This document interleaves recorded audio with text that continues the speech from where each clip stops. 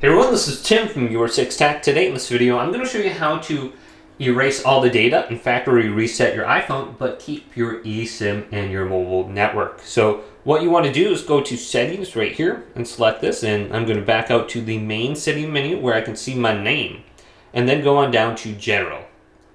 Then under here, we want to go all the way down to the bottom to transfer or reset iPhone.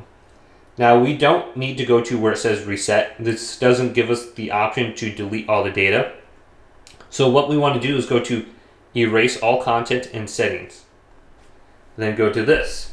And this is going to remove everything off your iPhone, except you can choose to keep the eSIM. So you can see everything that's going to be erased under here. Erasing will sign you out of your Apple account and remove your personal data. So this iPhone can be safely traded or given away.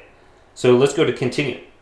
And when you go to continue now, you have the option, it's a little difficult to read, but it says keep eSIM and erase data or delete eSIM and erase data.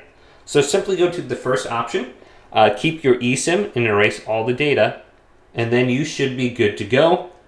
And then you can start using your phone again. So if you're going to give away your phone at any point in time, make sure you delete your eSIM. And you can do that under the reset setting. So hopefully this video did indeed help you out. If it did, leave it a big thumbs up and subscribe to my channel down below.